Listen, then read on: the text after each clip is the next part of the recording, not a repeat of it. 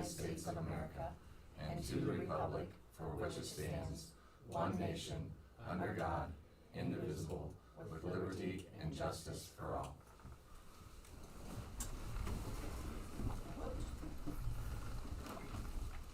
Any emergency revisions to the agenda? We do have a couple of revisions. Okay. Pull them up here.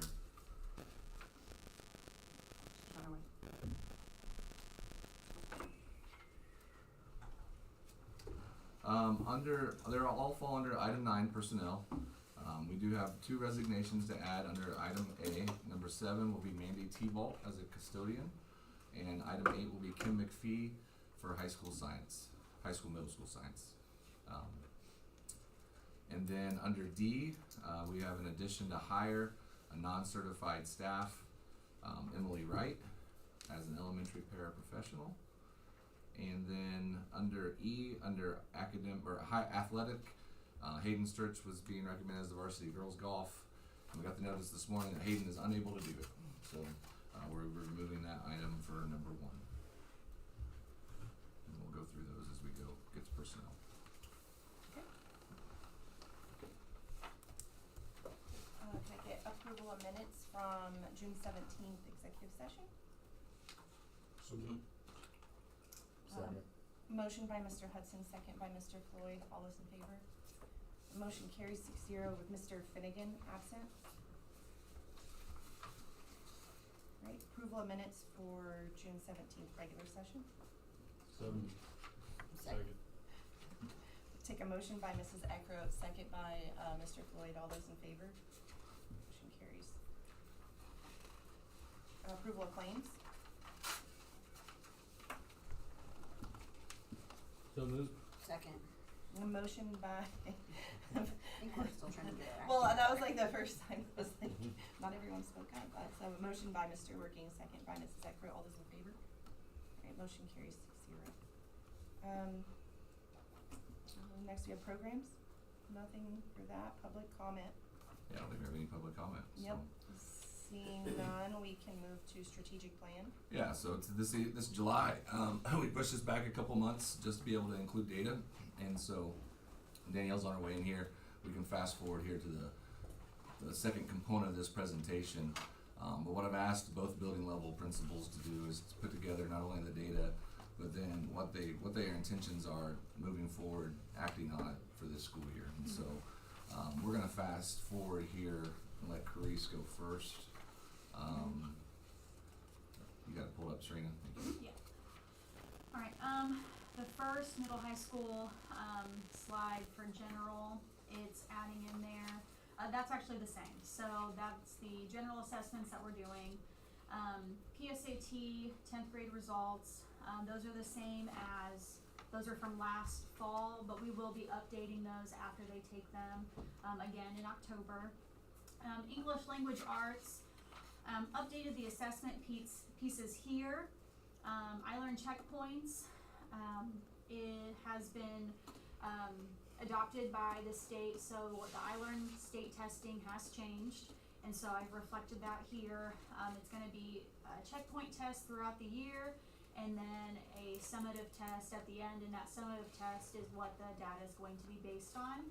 And so the formative tests are going to be taking place in Windows in September, November, and February. And then much like the I-Learn component from before, that'll be taken in April. The idea behind checkpoints is to provide data for teachers and students as they test on this curriculum throughout the entire year. To be able to do accurate remediation. And so a lot of our efforts at the middle high school are going to be based on data that we get back from those checkpoints, and then the other assessment pieces as well. So there's still assessment components in microspectives and in Common Lit, which are the curriculum that the English classes use. We'll be using the IXL Flex Diagnostic to help determine which skills need remediation as well, and then we'll have our AP testing. These English language arts results are from this past spring. I'm showing these a little bit differently than I normally do. So these are the scores for the 7th grade and 8th grade. The 2029 cohort is our 8th grade class. The 2030 cohort is our 7th grade class. And so what I've done is shown the test percentage, and this is the passing percentage for these cohorts, and compared those from how they scored in 5th grade, 6th grade, 7th grade, and then 6th grade, 7th grade, and 8th grade respectively, and then compared that to the state percentage as well. So with our 7th grade cohort for English, they were passing 32% in 5th, dipped down to 27% in 6th, and then dipped down again to 18% in 7th grade. I will say between that transition of 6th grade and 7th grade, we did lose about 10 students from the elementary. The class got very small. There's about 42 in this class, and there were over 50, I think, when you had them. So I don't know if that percentage drop is because those who didn't come back passed prior, and we didn't replace that with other students. But just comparing those to the state, that same cohort in 5th grade passed at 41, 6th grade they passed at 42, and it dipped down to 38.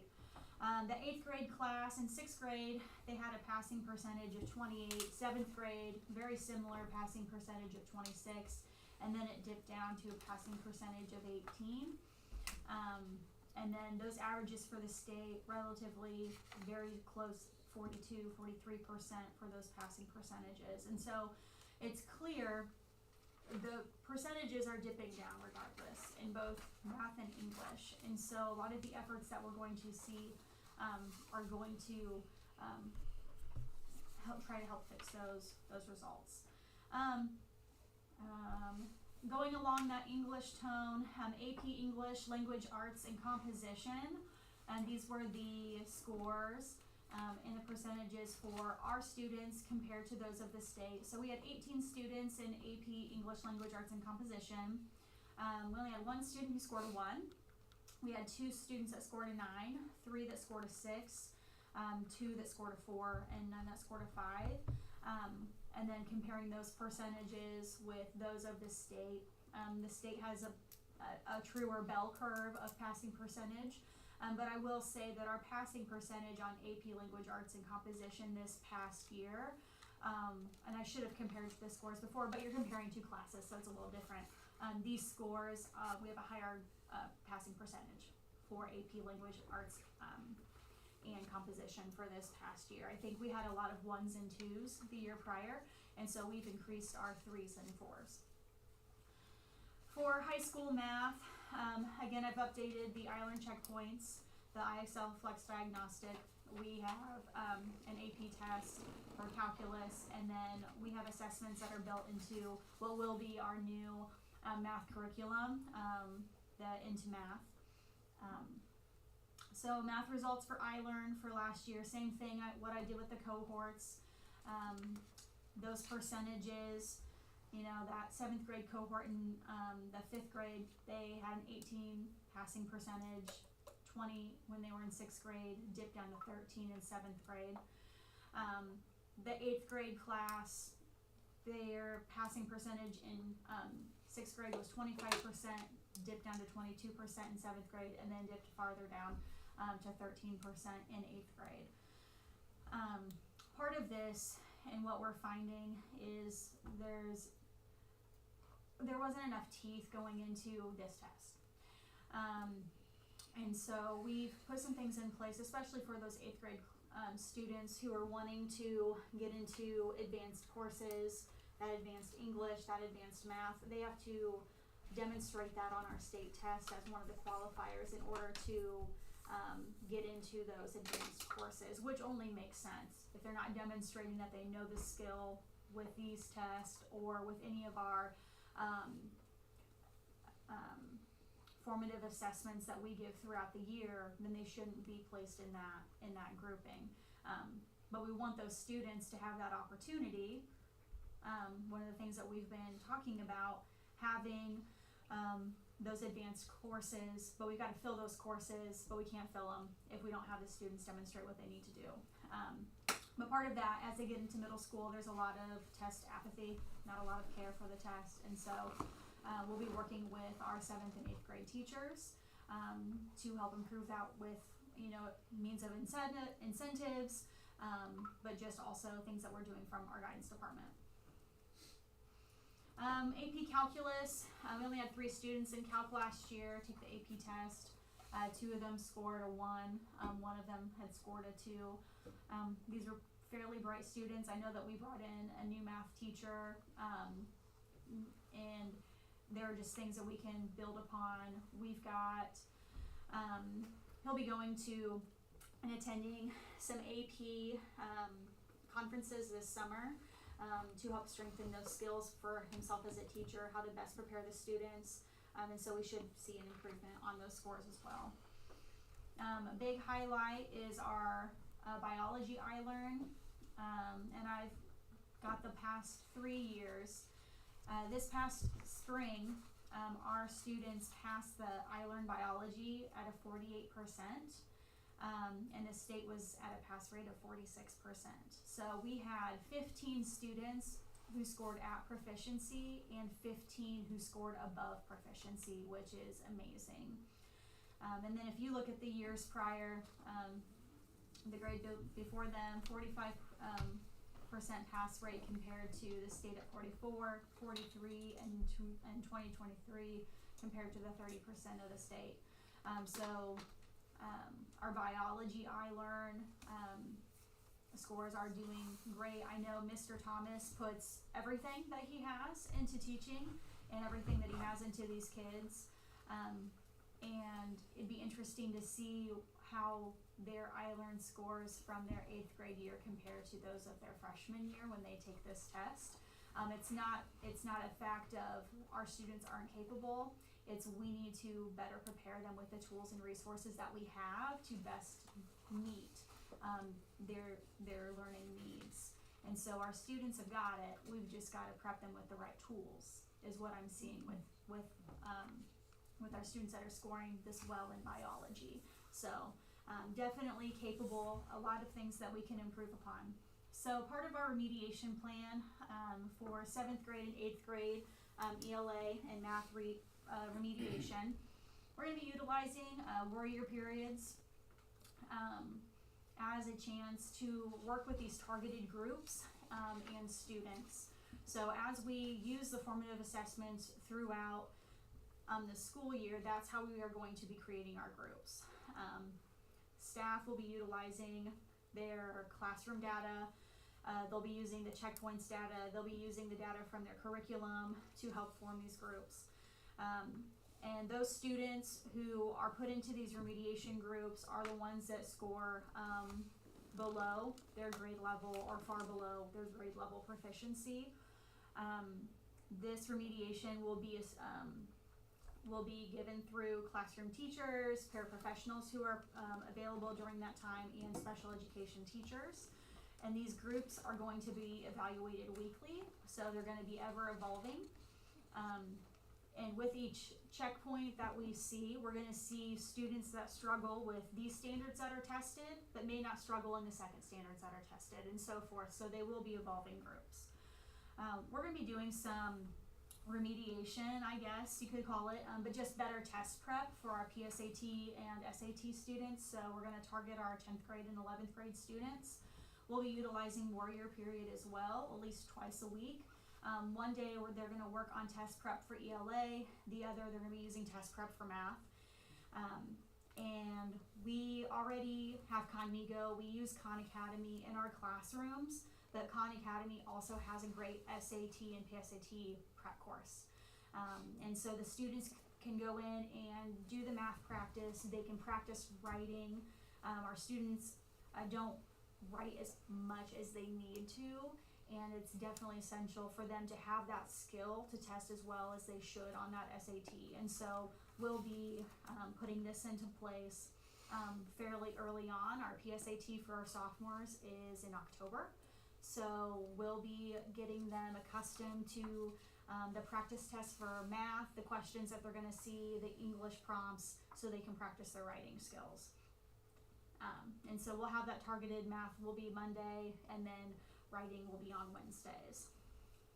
And then our SAT results for the 2026 cohort for last year, we have, if you look at them compared to the state and the US, our students' average score, and I put on their PSAT scores from the year before as sophomores, so you can kind of compare the growth. So as sophomores for the PSAT, their average score was an 859, that improved to a 913. Reading writing scores improved from a 449 to a 477, and in math, scores improved from a 411 to a 436. But comparing that to the state, we are below. So that average score for the SAT was a 939, but we were only at a 913. We are fairly close to the average SAT score for the reading and writing. So the state was 487, and our students scored at a 477 average. Our math is kind of what killed us on that average. So the state math average is a 460, and our students were at a 436. And Crease, this is just our juniors that we give the test to Correct, at and school. it is This doesn't count to anyone who goes and takes it on their own. No, this is just the data that we have from our SAT day. And this is a mandatory test now for all juniors to take, so even those who are not college bound, those who don't care, everybody's lumped in this group. And then I have the averages compared with the US as well. But we do see an improvement from where they tested on the PSAT as sophomores and gaining those skills into their junior year. But that's where, if we make SAT prep, PSAT prep just part of their routine every week, our hope is when these juniors do take it in March, that they will be more confident, feel more prepared on the questions that they're gonna see, and they'll take it maybe a little bit more seriously. We definitely have students that put everything into it, but I think overall, I think we can see an improvement of our scores if we really put that test prep into it. Thank you, Crease. Any Yep. questions for us? I would just say, like, just looking at the corporation, it looks like we had the biggest increase from PSAT to SAT. I know that, you're looking at bigger numbers for state in the US, but, so that's promising. We did. On where you're doing the groups evaluated weekly, what does that look like to you? Would that be like just one-on-one, like one teacher, or like more of like a cross-functional kind of? It would be more in a small group setting.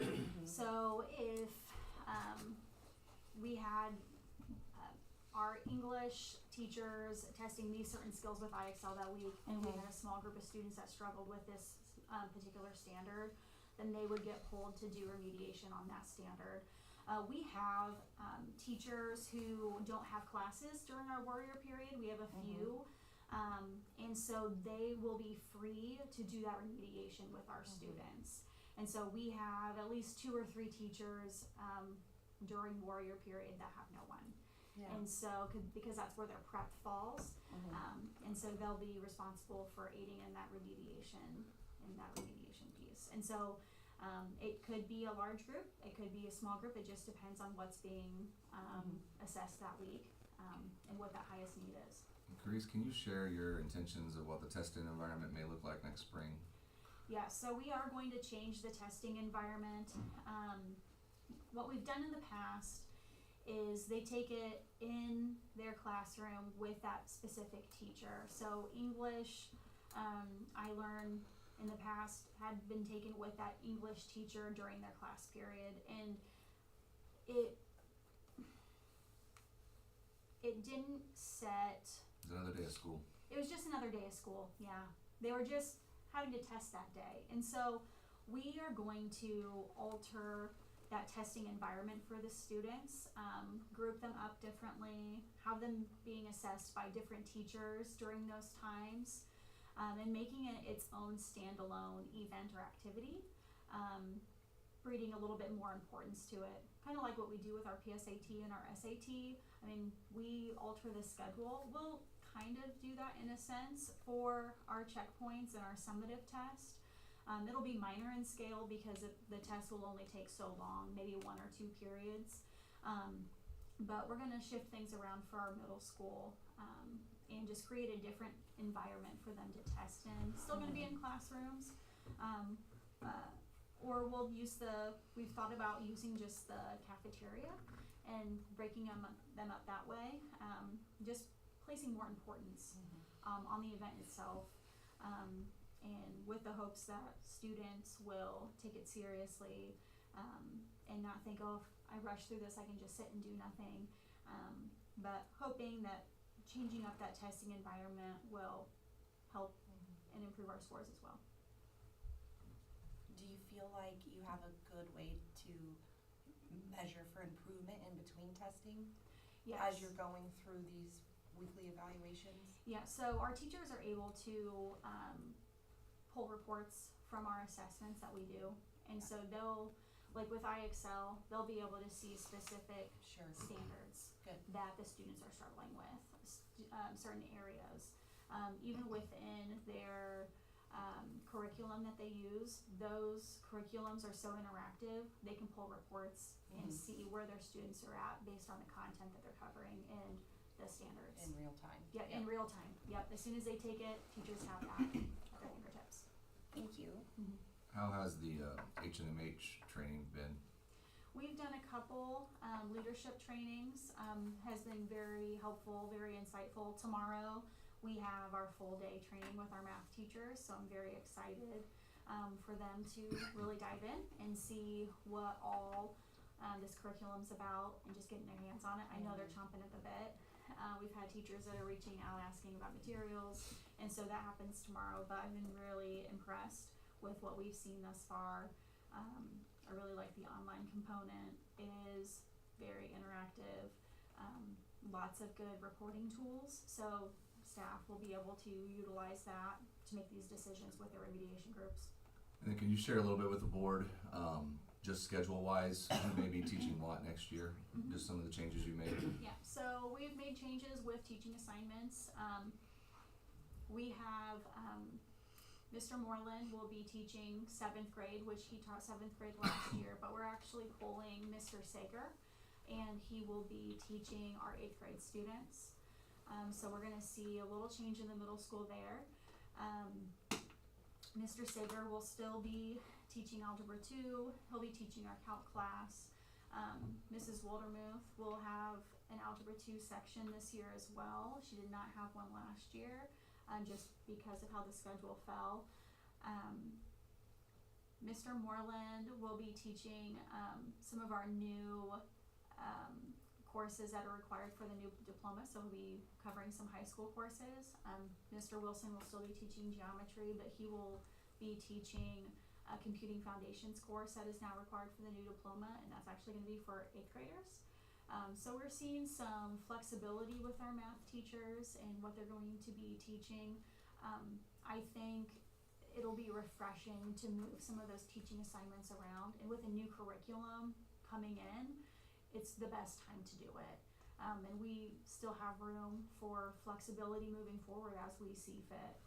A lot of our math teachers can teach a number of things, but that's what we felt was best for our schedule for this year. Any other questions for Carissa? Chris, would it be possible, I didn't know that this data and stuff's kind of new and we're just starting this, but for like next year, have a comparative of how we were this year compared to this new school year, just to kind of see, are we moving in the right direction? Are we not moving in the right direction? 23 has the last 3 years for 7th and 8th grade. Yeah. You see that, Dave, on that page? Those are the percentages for iLearn. Right, but I meant like for next year. Oh, yeah. Are we, Oh, yeah. are we Absolutely. Yeah, that's the that would be intent. kind of side by side to see? Just where it's at. Yep. Darren brought up a good question about, can we get a feel what's going on in between tests? Now, can you get a pretty good handle on that, I think? I think that's the beauty of like all this technology is there's gonna be so much data behind the scenes that they can use, and as the kids are going through whatever they're working on, end of day, I mean, that's gonna update daily and give them some sort of idea, you know, between these weekly meetings, you know, where you need to put your focus, I would assume. Yeah. And what I'm looking forward to increases defense. You know, she went into the last school year as a one admin operation for multiple months, and so, you know, by the time spring rolled around and Christina got her feet underneath her, you know, in her evaluation and you know, goals for next year is we need our principal to be our academic leader in the building and working with these teachers to make improvements. And you know, the point we've made and I've made, and as a former biology teacher, I know the rigor in biology is a high reading level to teach in that class. You know, the backbone of the biology words isn't easy, and so if we can pass that above state average, we have no excuses on why we can't pass English and math above state average. And so, and I think that's the mindset you've had with your teaching staff this spring, and making some changes. And change is not fun. Our staff meeting was the quietest it's been the last day of school. I think Amy, you had popped in there at the end of the year. They didn't know what was, you know, where we were at creating a master schedule, and that's fair. You know, that uncertainty is not fun, and you topple that with what we've had to tackle with putting together a budget. It was a rough spring, and so with that said, I am looking forward to this school year. I know Carice is looking forward to having an assistant, an athletic director in place, a full counseling department in place, and so I anticipate when we look at these numbers throughout next year, you know, those checkpoints, I want to see improvement, and we're putting in a new math curriculum that was intentional. You know, we were a little patient to put that in. We wanted to see what was recommended, so we're trying to eliminate the excuses, and because there are none. I mean, we've got to improve. Our scores are bad, so they've got to go up. So. Last question, Carice, when it provides you with the assessment data on the students, does the platforms does it spit back any potential action items or potential areas, just goals for that student, or? It depends on how you're using it. Yeah. It really gives it real time on what they're being tested on. So with iExcel, if you are doing a diagnostic and they're getting past a certain point, it'll give them things in the future that are a little bit harder to see how they're progressing. And it's the same thing with the elementary. So as they're doing those assessments, it'll give them, it's like an interactive test. So as they test through this, it's going to give them questions that are here. And so that feedback will be available to the teachers as well. Thanks, Grace. Yeah. All right, we're going to rewind at the beginning of the presentation. Danielle, thanks for being here to present this. We will start here then with your breakdown of what assessments you'll be using here. Sure. So I do have a couple updates with the assessments. These are the general ones that we use. Our school readiness, those have not changed. So if you go to the next one, Kenny, for ELA, I have taken ClearSight off for math, and for ELA, we are no longer using ClearSight, which you might have already talked about. So if there's a little overlap, I apologize. But those are the updates. We're using MClass for K2. That's the dyslexia screener that we use, that the state requires us to use. And that's how we group all of our students for reading remediation in kindergarten through second grade. And then starting at third grade, we switched to Houghton Mifflin, the HMH into reading growth measure. And then second through sixth, we use iExcel. And then of course, iRead and iLearn. So if we take a look at our iRead data for this year, and I did have room on there on the slides put last year versus this year on there. So if you take a look, we had 81% of our second graders pass this year. Now you'll see it says 58% approximate. That is my approximation. The state has not combined and given the final pass percentage for the state, so that's why I put that in yellow, just to let you know that is about what I project it will be. that wasn't out at the time that I put this in here. And then third grade, we had 26 out of 30 students pass. If you remember, a lot of them passed last year, so they didn't take it this year. We had 30 who did. So we had an 87%, but if you look at the bottom, when you look at who we had passed last year and then who passed this year combined, we're at 92%. So the difference that it makes with one student could, you know, bump us to that 95 or higher that we're always striving for.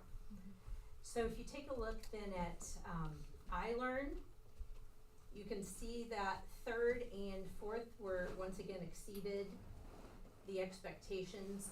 Just as a reminder, if it's 1 to 3%, I make that green. If it's above 3%, I make that blue. Just so my teachers can visually see, okay, we are seeing more than expected growth than what I thought we were. Still looking at 5th and 6th, those are my target grade levels that I'll share a little bit of what we're going to do to target those this coming year. But they did fall below state average again this year. So delving into our formative assessments, those are the ones that we look at throughout the year. You'll see our M-class numbers. We always try to hit 80% or higher. That's our goal. Kindergarten is less, didn't quite meet the goal this year. That's going to be an interesting group. That is a really large special needs population that we have. It's just it fluctuates year to year with needs, and that kindergarten is a high needs class that we have. They'll be moving to first grade next year, but 62%, so they went from 35 to 62. Then for HMH, this just shows our progression. We give it 3 times a year, so you can see that third ended at 85, fourth at 69.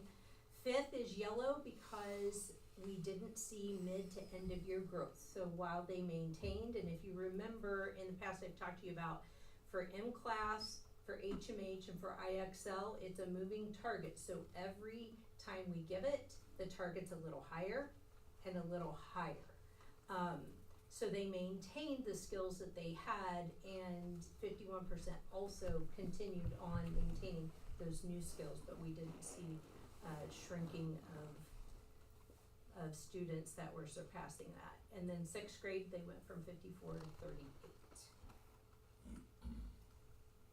And then here are our IXL English Language Arts. 2nd grade, 84%. 3rd grade, 75. They maintained 76 to 75 from March to May. 4th grade, 86, and then 5th and 6th, you can see that, again, that's where our target focus is going to be this next year in those 2 grade levels. So then let's switch down here to math. I just took off Clear Sight for math because obviously we aren't utilizing that anymore.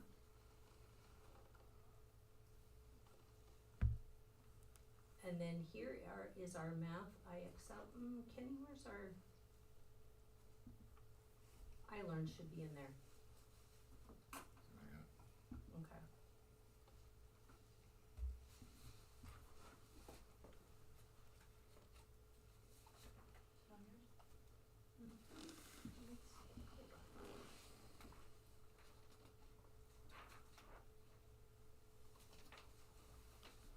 I can cut and paste it in really quickly.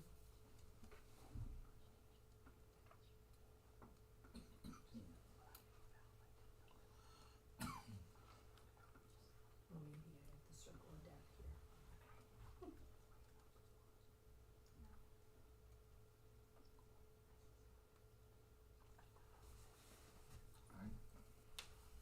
I don't see it on this one.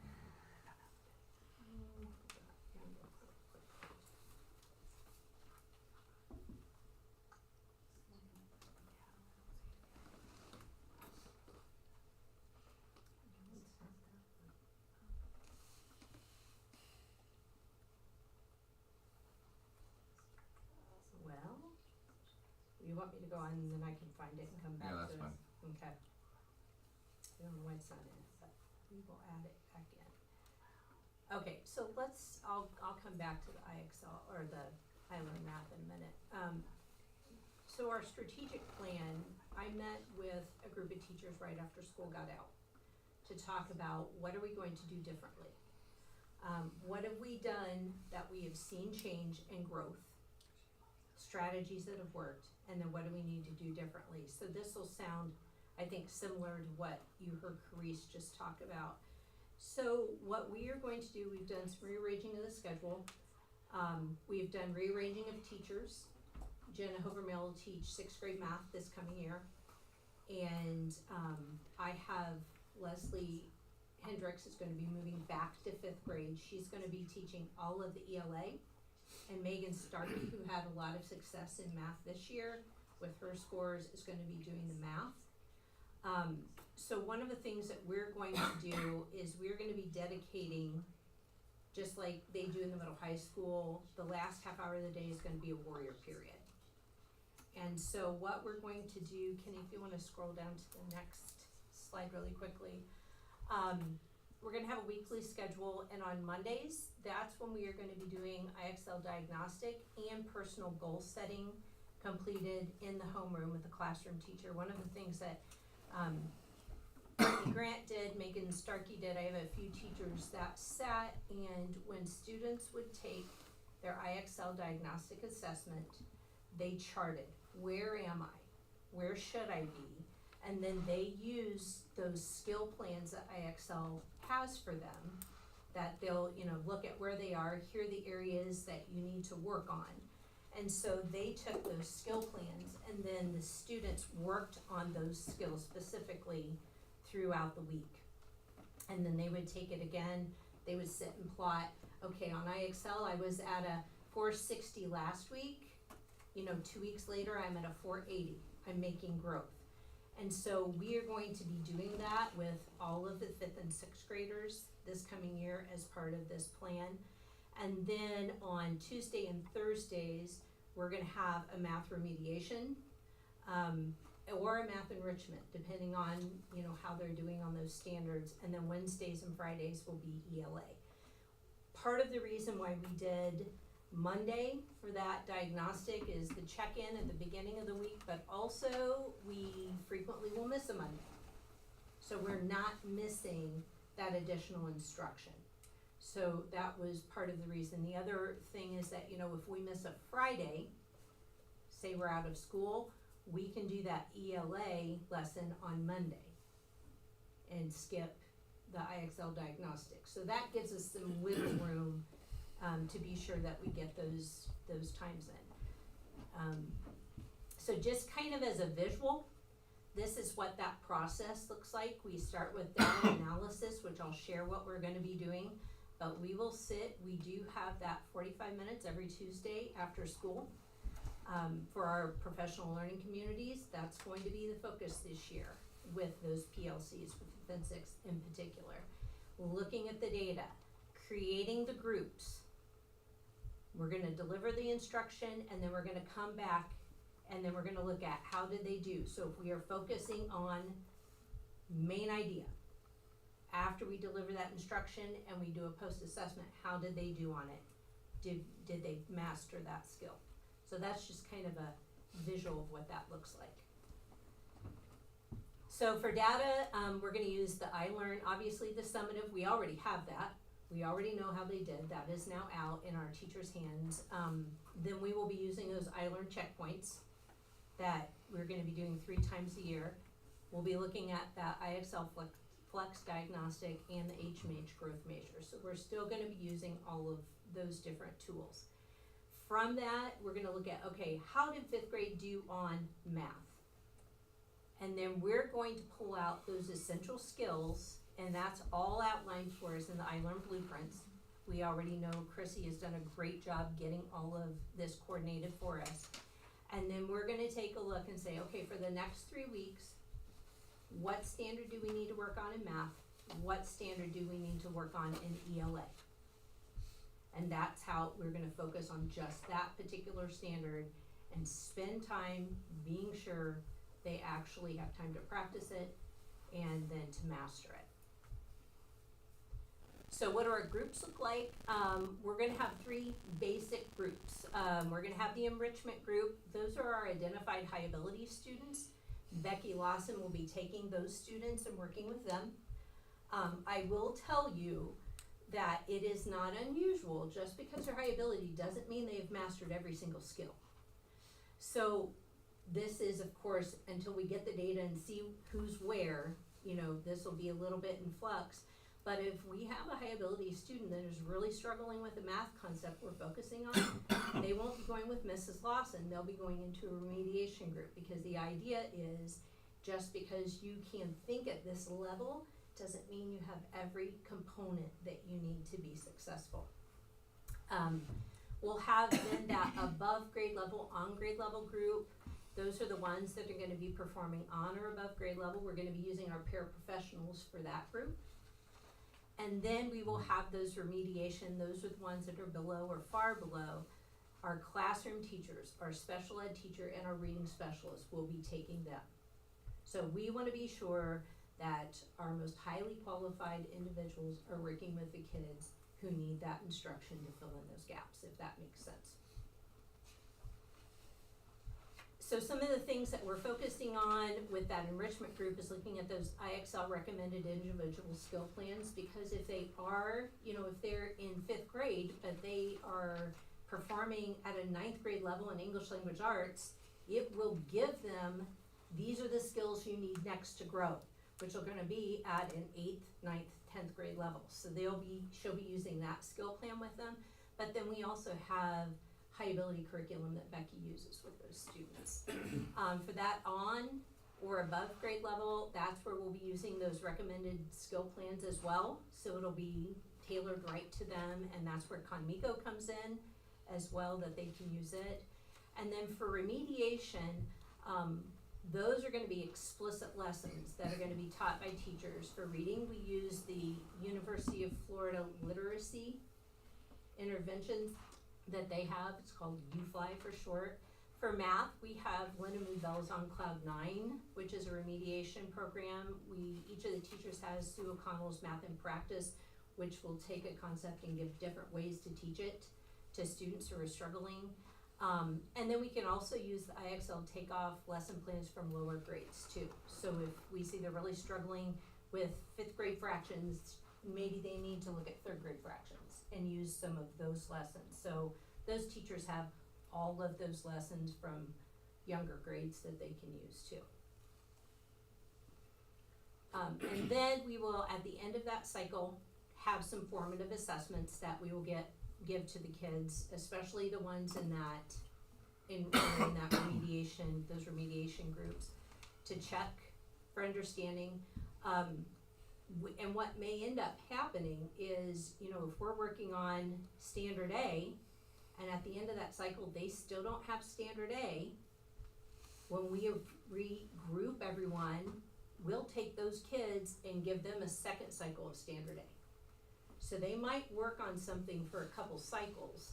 It might take them longer to be able to get that skill, whereas others who got it will move on to something different. So it's gonna be a lot of conversations with teachers, a lot of looking at data, a lot of really looking at each individual student and how they're doing.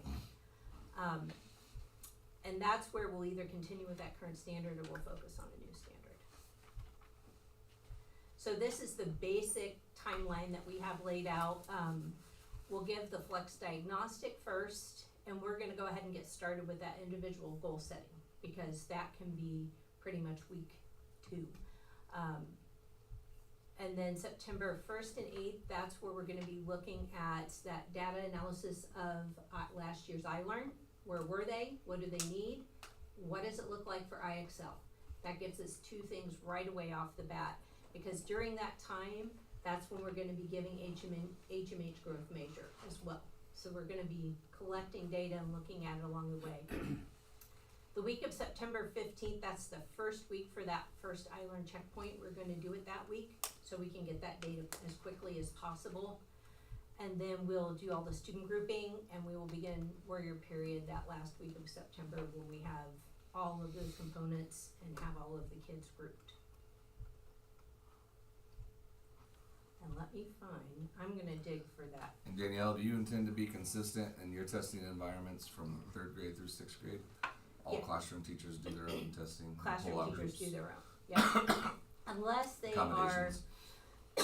right, so, Carrie, Haley Brown, Megan, Becky, and I take the students who need small group instruction, so if they can test with their classroom teacher, they do. But then we, depending on the grade level, divvy up. We do have I have one student in particular who literally cannot test with anyone else because he gets very upset. So I test him myself every year. So it just depends on, we try to make the best testing environment we can for all the kids, yeah. And the iRead requirements with the, retention policies, we anticipate with the success the state has shown at that on that iRead exam, that they're gonna correlate something in math. That's everything we've heard up to this point, is some accountability pieces coming on the math side as well. So we do need to get out in front of this from that perspective and hit that side as hard as we hit the reading and at that early age. So. You mean for retention? What? I haven't heard that, but So- that's definitely been what's been spread. Yeah, it's been probably, 15 years ago that the state came out with K1 to those math benchmarks, and then nothing really happened with them. They kind of fizzled out. But I foresee them revitalizing something. I don't know what exactly it's going to look like yet. But yeah, I foresee we're gonna have a second, definitely a third, probably a 2nd and 3rd grade math benchmark assessment of some sort. They haven't given us enough information to really surmise beyond that what it'll be. And those accountability pieces are still coming. Some of that grade card accountability for our building levels, even at the middle high schools, being developed, and I anticipate this fall we'll probably see the final. Well, again, when I look at this, it looks like, I think last year we had trouble with 5th and 6th grade. And it looks like, if my memory serves me right, that 5th grade here is showing a little bit of life, over what we saw last year. Yes, in poll last year. Now, the 6th grade is tough. It's just tough, especially like on this IXL math, the one you had up, and even on the ELA stuff, it's a little tough compared to the state average. And do you think that is just going to carry through? With each, that's where it'd be nice to track this all the way through. I just, I struggle, what's the answer here, And we have, it is hard because they do get to the point that they just take it. We try to talk to them about that. The nice thing with IXL is we can make them take it again when we see that they have just blown it off. We make them go in, you can't do that with iLearn. So it's, and that's where we're putting in those, the IXL where they graph it, and we're gonna have them take it home and show parents to hopefully get a little support from home for a parent to say, why are you dropping 40 points? What have you been doing? It's that balance of not putting so much pressure on them, because that can be counterproductive as well. But when it comes time to take that test, we really need to be able to see what they know. I have had certain ones that didn't want to take it or didn't see the need, and depending on the kid, I've bartered with them and said, if you show me you know this, then you don't have to do all of the practice. And then all of a sudden, he's above grade like way above grade level. So I think part of it is just, they're still 10 and we're testing IXL, HMH, now the checkpoints. It does become, I think, monotonous and overwhelming sometimes for them. Plus, we're doing our regular unit assessments and our checks for understanding. And Sure, I'd agree with that. yeah. So we're trying to set up a system to have them physically see in front of them their growth, to get a little intrinsic motivation, like, oh, okay, I'm growing. to try to put that visually in front of them, because a number's a number, but if they can see their projection line and see where they're actually performing at that. And then we did celebrations. I know like Megan Starkey asked her class, what do you guys want? They wanted a potato bar. Well, whatever. She's like, okay, that's actually pretty cheap to get away with. We'll do a potato bar, but you know, just things that they know they have something to work towards as well. This is our kids compared to state. Do you have graphs that shows our kids against surrounding schools? I do not. We have looked at those though. We get that You though, know. we can definitely share that. Are they having the same trouble with burnout? Test burnout, sounds like, Yeah, I think in our area, yeah, from the. from surrounding schools. Mhm. It'd be interesting to see what that graph looks like. And I think where we have the most to gain, where we're the furthest behind, is in our math scores. And I think a lot of that is not just burnout, a lot of it is we have to change accessing what our kids are learning, that process, understanding how to solve the problem, not how to get the right answer. And that's what they're being evaluated on. And I think I've shared with you before, you can score more points showing your work on a problem, you know, if they understand the process, than if you get the right answer and don't show the steps. And that's a big change on how our teachers were taught to instruct and how our parents were taught to, you know, when they went through school. You know, it's just not drill and kill. It has to be taking that time to understand and master those standards, and it's gonna be a shift, and it's not gonna happen overnight, but we have to, you know, get started. And I think it kicks off with this math curriculum and some of the other changes, which are more significant than we've ever done in both buildings going into the school year. So I would be interested to see how we compare to other schools, because some of the other schools around have a curriculum, director? yeah, And their job is to just make sure that every teacher is aligned with the state. And then some of those smaller schools have a curricular coach that goes in and teaches those teachers how to specifically teach those standards. Caston has that, and I'd really like to see their scores to see, because of all the schools around, they're probably, demographically, The financially, closest. the closest to us, to see how that compares. And they have a literacy coach specifically because their iRead scores were so low. Yeah, And they have improved, but they were very low unexpectedly 2 years ago. sure. Mhm. And I know Every Shelley Sarver, teacher that's one of her is jobs, she Mhm. is the Yep. curriculum. I work with them closely. Yeah. And I don't know who the coach is then, do you? Shelley. But Shelley is she's also, Mhm. I got the impression they had two Yep. people. They have a reading intervention their coach. assistant soup Mhm. wears some of that curriculum role as well in Mhm. the past. Their current soup was in that role. Her name's Jennifer. Yeah, Jenna, I don't know her name. But No, the reading coach. we've sent Chrissy to some cadres with that group as well. It's just wearing a lot of hats. It's not dedicated to one Sure. for curriculum. But no, that's a good.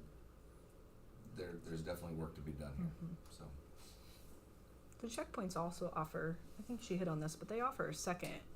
So there are 3 checkpoints with iLearn throughout the year. They can take that checkpoint again at any point after they took the first one, which Danielle and Crease have talked about just how to utilize that data, and you don't have to give it to everyone. So checkpoint A, you can give it to your kids that are approaching proficiency and below, but you don't have to give it to the kids that are at again. But there's some really good additional data to gather there. And it's an open-ended can test. Kenny, I just added those iLearn. Kevin, I kept a copy. I just put those in, so if you go, right there. I just found it and cut and pasted it. So this is what they look like this year. 3rd and 4th, again, above or well above state average. 5th grade above state average, which last year, hold on, I just pulled up, this is last year. and what we'll do, Jeff, and I think Dave, you mentioned it, next time we present this, we'll show the cohort of each kid, like from 3rd grade through 8th grade, so we can kind of see that lineage of their scores. They're easier from one line. I think we can do that in that data. So We can it'll just be good to add, look at. we can add that in to this so you can see. But last year, 5th grade was at 35%, this year they're at 42. Now, different group of kids, but, we're seeing progress in some of the things we did in 5th grade as well. Last year, sixth grade was at 18, now they're at 21. And those two pieces of data are how we're gonna be measured from an accountability standpoint. Correct. There's performance and then there's growth. Yeah. And then that growth is what we'll get credit for from that kid showing growth from 5th grade to 6th grade. Performance is what we're gonna get credit for passing at a certain percentage at So each grade the level. growth follows the student, It does. You do not get- Correct. grade It does level, follow the because that's student. not an apples to No, apples. it is, there is Correct. apples to apples components, and that's where that growth, and that's what saved us in years past, and, you know, performance can be not good, but if you are showing growth and going in that right direction, you know, that's That's considered a encouraging. positive, so. I And didn't that's realize part of They didn't used to. They- Yeah, that's that part is of what something we the state look has at gotten better too, about. like when we disaggregate and look at that as a staff, we look at, okay, performance, how do we do across the board in 5th grade this year? How did they do last year in 4th grade? Did they grow? And when we make those IXL, because the IXL expects you to grow 100 points, that's a year. So when we look and we talk to kids, we'll say, okay, you're at a 400, by the end of the year, you should be at a 500. So that's how we make that trajectory line for them. And that'd be good for us to see as well. I Just can bring because then we could samples see, of that too. we only see this, and you understand where we go. Yep, absolutely. Yeah, and at the state level, which is, I mean, they voted on it this spring to bring it back. I mean, we haven't seen an accountability report card in, how long has it been now? 6 years? Yes, before I mean, COVID, the year before We, COVID. you know, it's not been So that 20. letter grade hasn't changed, and so, you know, that will put some emphasis as well and some priorities when those things are real, when they come out in front. There's good and bad to that, but it will be easier to compare, like you were asking, other schools in locally and other schools our size, and you know, those are things where that competitive competition between schools for kids comes into play. So. All right. Well, thank you both for presenting that. I do have Go one ahead. Go ahead. question. From an administrative side, at what point do you, and it sounds like you're starting to do it now, but at what point do you start seeing, hey, we're just not getting this done at this level? Maybe we need new personnel, different teachers. I mean, what's the criteria for that, and how do you address that? Well, I think that it is, I always go by a rule of 3 on things. When the third time I see something after I've addressed it, okay, a change needs to happen, and I think that's what's happened this year is, you know what, we've tried certain things, I've worked with certain people, things just haven't worked, we need to do something different. And so that, when we see 2 years of trend data and trying to work with people to get things moving in a different direction, moving the needle to where we want it, that's when you just, you know, that's when we have those hard conversations.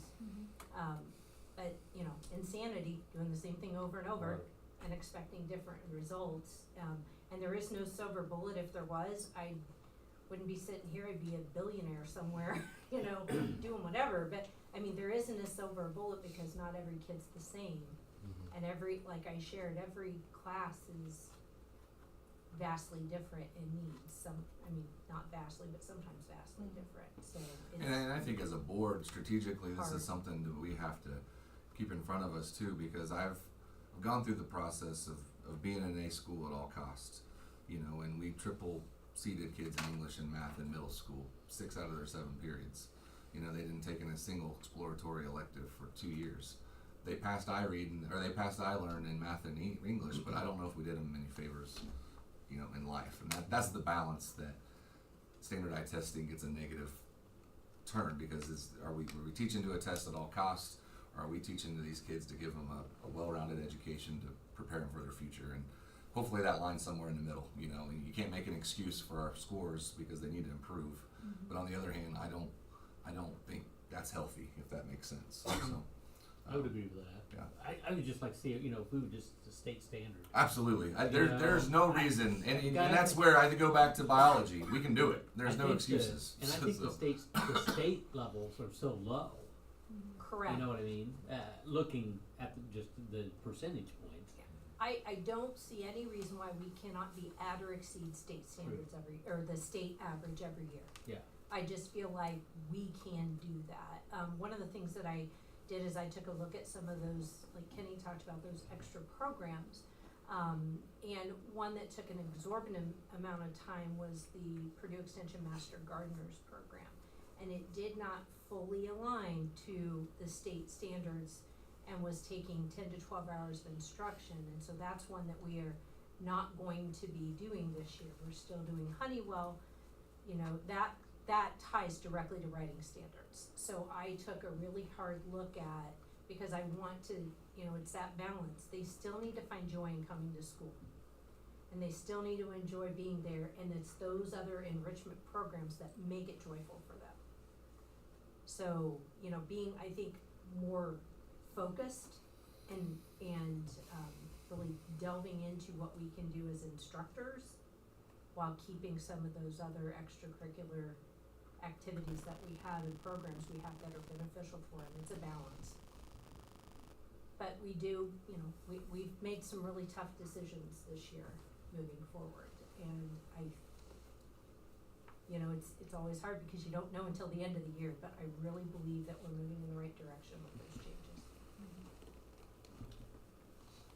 Any other questions at all? All right, thank you. All right, we'll Staff move into reports? reports. Yeah, corporate reports. I'm gonna keep this brief on my end. If you looked outside to the north, there's a big hole in the parking lot. We're still on schedule with projects. They did get that tank ripped out there today. If you drove around the backside of the high school, there's a big gravel lot that's about a foot low. Pavement will be coming on top of that. We did have a few areas with contingency funds that were soft when they rolled it hard, that they had to go back and trench down a little deeper and firm up with some tile. But the end product, the tank itself is in, and we got training scheduled, I think, for the 31st to go over the card system, and it'll all be operational prior to the school year. The furniture, I think I mentioned to you guys in an update, I'm really pleased with it at the middle school. It looks really good. The tiles have been, the ceiling panels in the arena, we have yet to fill it to see how effective they are, but they have been going up. They're near completion. They were when I left on Friday, so they were really close. So 2/3 are running north-south, and then 1 row are running east-west was my impression. Is where they were at when I had left. So Is there a way to test that once they yeah, decide they on have. They've got. We're going to, because if it doesn't do anything, I'm not writing a check, Dave.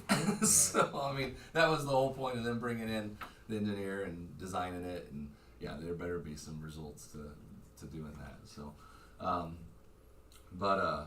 no, projects are going well. Registration opened up yesterday online. We've had a good response. We put out delivered door mailers last week on Thursday. Those went out. The Rochester routes did have some changes, so hopefully the postmaster was very kind in working with us and getting a lot of those out. So we are working on spreading the word for as many students in this area to be a warrior as possible next year. So that's our goal. The county fair, I want to thank our FFA. You know, publicly commend. I know we mentioned Jesus is off and running.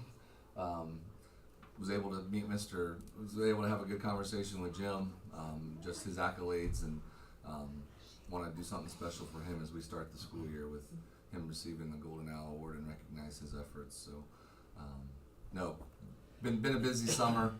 We still have work to do. Enrollment numbers we're going to keep a close eye on going into this fall. Serena and I were texting back and forth yesterday.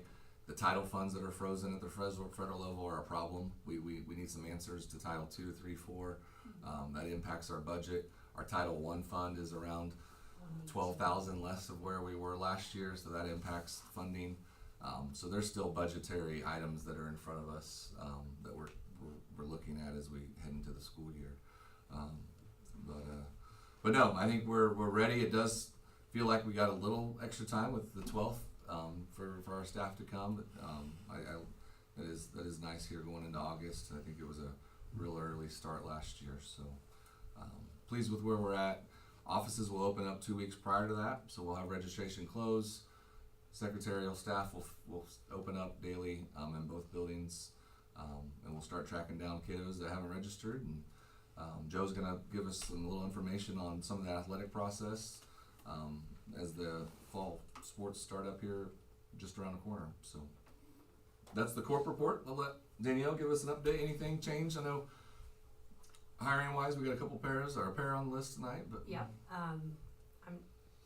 I'm not gonna say I'm fully staffed, cause as soon as I do that, I'm leaving here, so I will not say that. Right now, staff are okay, how about if I just say that? Just a few dates as a reminder, I know I shared these last month, but July 30th, that is when Chrissy will be doing the IXL takeoff math training with teachers. And then August 5th and 6th is when we do our kindergarten screening. August 7th, that Thursday, is when we're doing that special open house with KC1 for the developmental preschool and RISE parents, so they'll have their own time. And then the 11th is open house, and the only other one we have in August, the 21st, is gonna be our PTO cookout and PTO movie night, that we're gonna do a back to school that PTO is gonna sponsor. So just some dates coming up, ready to get in a couple weeks and start calling families who forgot to register their kids. That's what we'll do the whole first week back, I imagine. We continue to make updates to the website. If you get a chance, it's looking really, really good. Registration's part of those updates. You as a board have been refreshed, so shows your township information, your term renewals, just that contact piece. The directory information's been updated. I know that was a question last time, Dave. That should all be able to be directly reached to each of our employees. So we will be putting out new IDs to all of our staff this fall. So we're setting up the photo booth, Carrie. So make sure you put that big in your notes there to let the staff know to dress nicely. The staff day will be taking pictures. But Chris, we'll turn it over to you for high school update. Yeah, currently we are not fully staffed, as you'll see some of the resignations for this evening. So we'll be looking to fill an English position and our high school chemistry position. Chemistry is typically a tougher position to fill, so we'll be working hard to find somebody to fill that.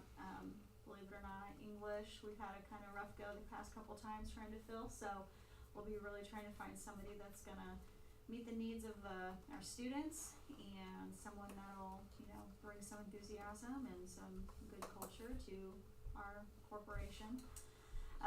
But we'll be contacting families as well about registration. We've got, our math department is meeting with H&H tomorrow to do a full day training. Really excited about that. I'll be meeting with a couple of the programs that we work with. PQC, our pre-ETS program, they've done all the work in town and around with Amy Bainey. She came and presented a couple months ago, but I've got a meeting with them to get things rolling for next year. I'll be meeting with 4 County here in the next couple weeks as well to make sure that those students and those needs are met going into next year. Chrissy's got AI training at the end of this month that hopefully staff are getting signed up for, and I know I'll be at that one. Definitely a huge thing for the high school, just in that whole AI sphere of education and the appropriateness and not appropriateness use of that technology. We've got our new staff orientation will be the 5th, so I'm excited for that. I'm excited to get the teachers just in the building and get their classrooms ready. I know there were a couple teachers that have been trickling in just slowly throughout the summer and just getting stuff ready. So I'm excited to get that going. But really looking forward to filling the staff in a much better position than this time last year. So in terms of getting the school year off and running, but I'm really excited to see the kids, see them here for sports and what they've been doing in the gym and in the weight room. It's pretty exciting. I don't know if they're fully ready to come back to school, but I am. I am. I need to get back in the swing of things. So, but that's what we've got going on, and the building's looking great. High school's looking great.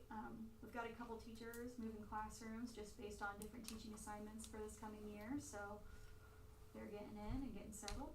So we'll get it ready. Thank you, Chris. Joe did a nice job last week presenting at Rotary, kind of giving an update on all things North Miami athletics and football this coming fall. So one of the things we were bringing back to that meeting is probably do the same thing in the winter with our basketball coaches, and Joe did a nice job with that and had a lot of good questions about North Miami. So financial report, Serena. is our financial report for our major funds as of the end of June. I guess just a couple key things as I review this. Our education fund, we're talking about a lot. We're definitely taking a look at. Have had a reduction in our cash balance more than we would like, so that is definitely something we're looking at. We did not do our transfer from the education to the operation fund at the end of June. As a part of the budget, there's an amount that we transfer throughout the year, and we break that up and just do a hunk of it monthly, just for cash flow back and forth between those two funds, and we did not do that at the end of June. We're expecting to have a reduction in our ADM or our student count again in the fall. If that doesn't happen, we can make that transfer up if, we get more state funding than we're anticipating right now. But just as a precaution, we did not do that. The operation fund and debt service, we did receive property tax settlement for the first half that included excise and CVET, so those both popped back up there. Thankful we got that. What? Thankful we got that. We are. That was a little touch and go. We're very thankful we got that. And our school lunch fund, I think last time we talked about this, I was guessing we were gonna have about a $60,000 deficit or negative change in cash balance, and that's, we ended up real close to that. So we're a little below where we'd like to be in that fund. I think the increase in lunch prices will help with that.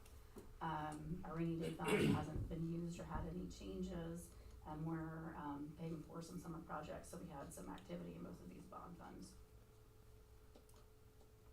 Starting in July, with monies for our education fund that we get from the state July 1, that changes, and that's based on our enrollment best guess that we gave to the state.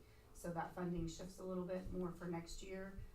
We'll get that in July, August, September, October 1 is our count. So then in hopefully November, maybe December, the state will look at what that estimate was and then what our actual enrollment is. And if we were too low, we'll get some additional monies. If we were short in that, they'll take a little bit more money away from us. So July is kind of when we start transitioning to that part of the budget for the education fund.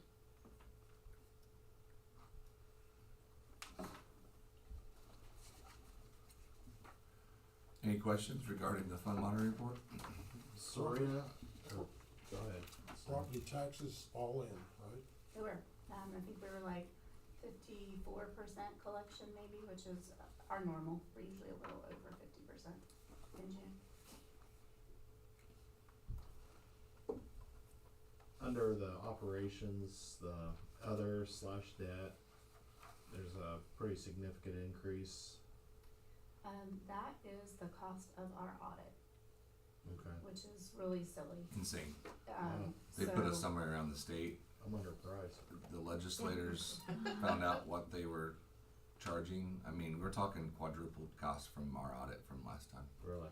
And it was identical, they were both remote, they were both federal. This one was a little bit deeper into some federal funds. From what, 17 to 40 something, didn't Yeah. it? So it was $49,000, I think, was that cost of that audit that we have no control over. And it was that way across the state. I mean, and then there was we knew there was an hourly increase that they were allowed to charge, but then the federal audit that every school had to go through because of the COVID funds, that was a big portion of that audit, but it still was going to be more. Even without that, it would have been significantly higher, which was frustrating. The amounts. And that's for money us- that doesn't come out. They'll take that out of our. Property tax. Yeah. So, and those amounts are set by the state through legislation, so they had set those and allowed that increase to happen. And then we're very shocked when everyone came up for air that our audit costs went up that much. So we were pretty frustrated We with that, contributed but- to the survey. So. And then under both education and operations, the other purchase services and supplies and utilities, under education, it looked like it went down, but then it went up on the operations. Is that just utility based or? So those are 500s. 500s are insurance, liability, communication, legal ad, transportation, and travel. So I think those are things that just fluctuate, especially in the operations fund. It depends on what projects we're doing, to which one of those object lines those payments come out of or are considered. So in the operations fund, between property services, other supplies, and property, the one under supplies, those fluctuate depending on how we have to categorize what we spent. in the operations fund or the education fund. I'd have to look at that one a little bit. I don't know that one off the top of my head.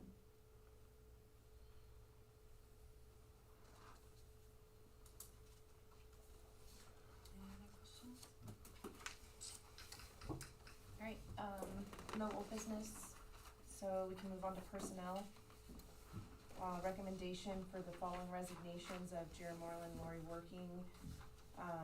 Jared Moreland for high school English teacher, Lori Working, middle school girls basketball coach, Brianne Chumley, sixth grade girls basketball coach, Zane Hanaway, volunteer girls soccer coach, Samantha Sarl, volunteer girls soccer coach, Jeff Grant, school resource officer, Randy Teebolt, custodian, and Kim McAfee, high school chemistry teacher. So moved. Second. Motion by Mrs. Eckroat, second by Mr. Working. All those in favor? Opposed? Motion carries 6-0.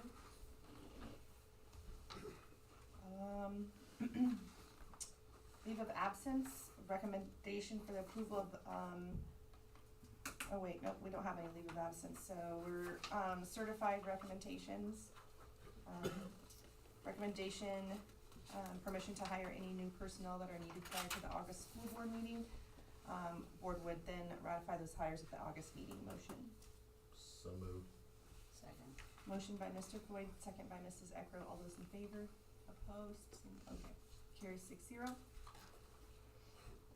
Non-cert, hire recommendations. Go through items 1, 2, 3, 4, and 5. Yeah, just a quick note on Jennifer. I think it's posted on. She's going to be taking Rich's route on the southern part of the district. Currently, in conversation with Rich. Rich and Bruce plan on absorbing the route as we had in the spring. That would have been Rogers to the north as we currently sit. So, but that still has some new moving factors in place as well. Shelley will be the aide on our special needs bus. And so those are the two transportation positions. So it's Maddie Allen Way. She's right out. She's pretty young, right? Right out. Just graduated. Just graduated. Mhm. Yep, Okay. And Emily's worked with us prior and is returning. yes. Yep. What's our bus driver count? We're at 11 routes going into this year. We have 2 to 3 subs, I think is the best way to put that. So there was another interested driver. I've been having some good conversations over Circus Week, Stan. I've been doing a little recruiting in the bus world, but we're working on it. Get a clown to drive, huh? Yeah. All right. We'll take a motion for the non-cert hires. So moved. Second. Motion by Mrs. Eckroat, second by Mr. Hudson. All those in favor? Motion carries 6-0. Alright, moving on to athletic academic positions. We have Ryan Demeen, sixth grade girls basketball coach, Jeff Grant, football stipend, Kent Ireland, football stipend, Brandon Jones, football stipend, Larry Wright, football stipend, Darren Sturge, volunteer coach, Ray Pickett, volunteer coach, boys soccer, Quentin Watson, volunteer coach girls soccer, Adam Miller, volunteer football, BJ Edwards, volunteer middle school football, Kayla Rudd for fall strength and conditioning, and Ryan Demeen for fall strength and conditioning. I got a question on this. How do you pick how much stipend each of your assistants get? So that's one pay. So altogether that's add up to what, 4,560. So we can split that. It's contracted that we can split that 2 to 4 ways. So there are 2 other paid positions. Those are held by Brian Raber and Brad Hoover. So there's 2 varsity assistants. Then the third position we have is able to be split, because it used to be we had like 3, and then you couldn't pay anybody else unless people were paying it out of their own pocket. So this we bargained, I think, 3 bargaining rounds ago to be able to have an allotment. And basketball does the same thing as well with their. But then on the one you divide up, how do you pick? How do you choose those Yeah, numbers? me personally as a coach. Yeah. Yeah, so Kent Ireland, Jeff Grant on those 2, so those 2 getting 1,000. They each do an added thing. So like they run our special teams. Larry Bud Wright is doing film breakdown of like 7 different items, and he's helping coach our O-line. He's doing all of our film breakdowns. So also an added thing with Larry Wright is he is traveling 60 miles to get here. So that's another reason, we split it that way. And then just behind the scenes, other things is, we all do as a coaching staff we try to pull some money together and give it to other people that. So you kind of base it on responsibility. Yeah. And that's what most every coach does, is, people that are going to have more film breakdown, more responsibilities, they get a little bit more. Right. And Joe's been busy cleaning this list up, getting ahead of it, even for winter. There's a few other names that are close that are still pending background checks that I know. I know you had another name, I think, to replace Hayden. Yeah. That we're working on for girls golf. So we do have somebody in place to get that season because they start when August July. 1st. I was gonna say I was right at the end of July. I was gonna say August 1. They get rolling. So. Alright, I'll take a motion. So moved. Motion by Mr. Working, second by Mr. Hudson. All those in favor? Alright, motion carries. Classified staff handbook. Yeah, this has been a long time in the making, and so first of all, I wanna thank our HR and business department. Serena and Megan have put a lot of time into compiling this information, and so what you're looking at in this draft is really combining once upon a time 6 or 7 different books, and so we really just thought from an operational standpoint, from clarity, from communication to our employees, in all of these departments, it would be nice to have one non-cert handbook that we could go to just as a resource on how we're doing things. There are some updated, that are, I think, to the positive on changes on practice that we'll highlight here, but hopefully you had a chance to look this over and thought this was a positive. It just clearly states, where we stand, what expectations are, where to go when you have questions. But the hardest part, or not the hardest part, one of the more challenging parts was on page 5, if you want to go there, Serena. I think this is kind of where we started, is we had to do this first before we could really go on, is where we put everybody in a group.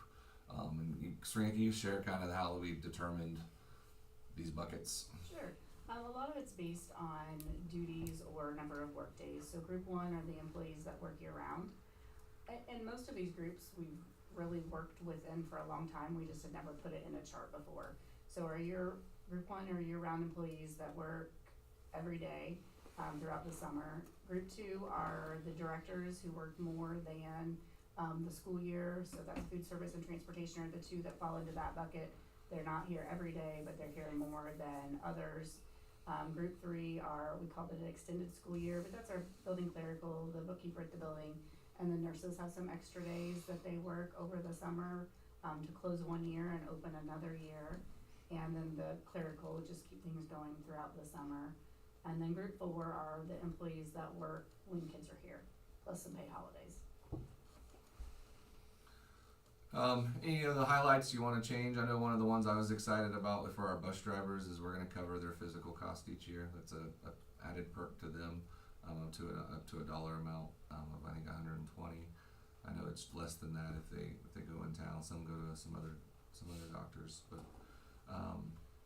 and Megan took a lot of time and compared ourselves to other districts surrounding and big and small, just to kind of look overall benefits that we're offering, the policies and procedures that we're doing, and just kind of made sure that we were right in that area of the middle ground. And we found that we were on benefits like leave days, paid holidays. One adjustment we did make to paid holidays, our old books, President's Day was a paid holiday for staff. And when that was a school makeup day, we were paying them double their daily rate to be here. And we've done that the last several years. And so since that's a practice, we shifted that paid holiday and removed the President's Day and added Labor Day. yeah, we did. Okay. So that to the groups 2 through 4, and then in group 1 they get a couple others, but that's the normal for them. So I know that paid holiday was a switch. And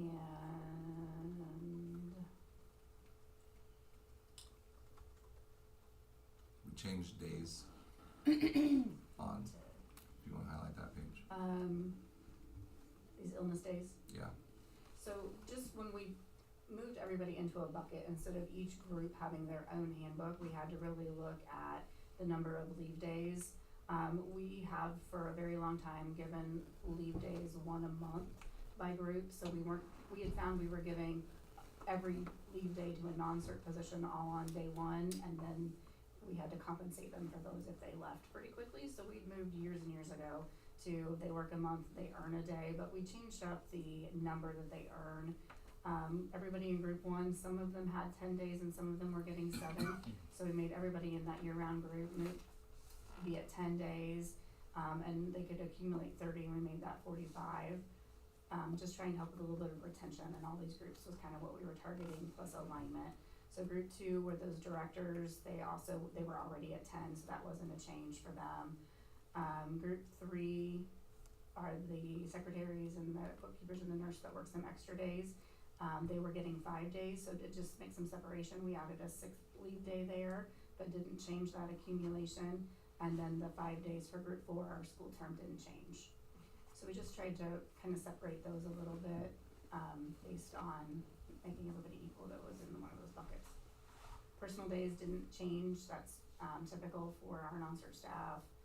Bereavement didn't change, and that vacation is our current policy. Is the goal to have this in by beginning of the school year, I'm assuming? Yeah, that's the goal. We do want to get some feedback, make sure there's nothing out of compliance. But So that's the one what, nice that's thing, what my question is gonna be, is it gonna hurt to table this to wait on feedback from the attorney, or do we need to, do you think that, I mean, I don't know. I'm comfortable taking it. I mean, just from the fact that on the study council, I think we had 30 of these handbooks to review that we took Yeah, pieces from other schools. Okay. But no, I mean, I don't. feel good about It would be nice to, as if we had orientation, like on the 5th, to be able to Mhm. hand it out. That was our goal, to get this to you Mhm. this week. But you know, if there was anything, I have no qualms coming back and saying we need to make an amendment to it or a change. But I don't anticipate there being any. That was So, my only question. yeah.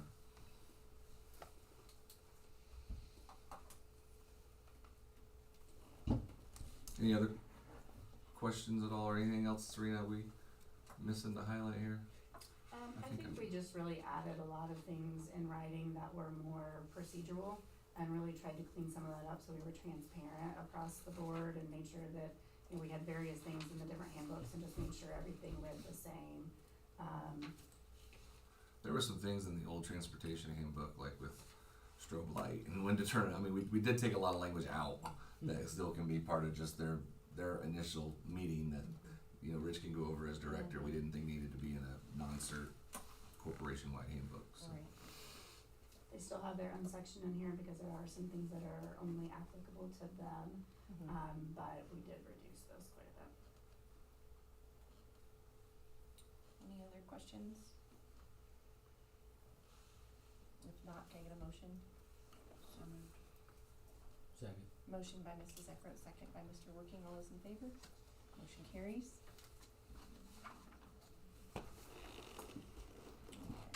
Need a taco. That time.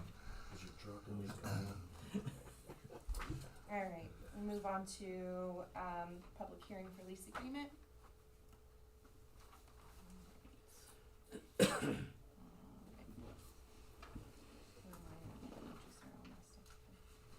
be there in red, but down at the bottom. Under item. Yep, public hearing for comment on whether the proposed lease agreement document is fair and reasonable. Let me go through this whole script here. Yeah. Yep. Next item on agenda is for board to hold a hearing on the second amendment to lease in connection with the proposed project. If you're interested in speaking at the hearing, please make sure you have signed the sign-in sheet, which should include your name and address. There will be an opportunity for the public to make comments about the lease rental to be paid under the lease and appropriation of bond proceeds. At the hearing, we will ask that each person limit their comments to 3 minutes, and that the topic be limited to the lease rental and appropriation of funds under consideration. The notice for this hearing was published as legally required. Pursuant to Indiana Code 2047-3, before a school corporation may enter into a lease or an amendment to a lease with a nonprofit building corporation, the school corporation must conduct a hearing regarding the execution of the proposed lease agreement, and whether the rental to be paid to the lesser building corporation under the proposed second amendment to lease is fair and reasonable rental for the proposed improvements. We'll now open the public hearing. Remember, if you would like to speak, please sign in on the sheet, which is located just outside the door.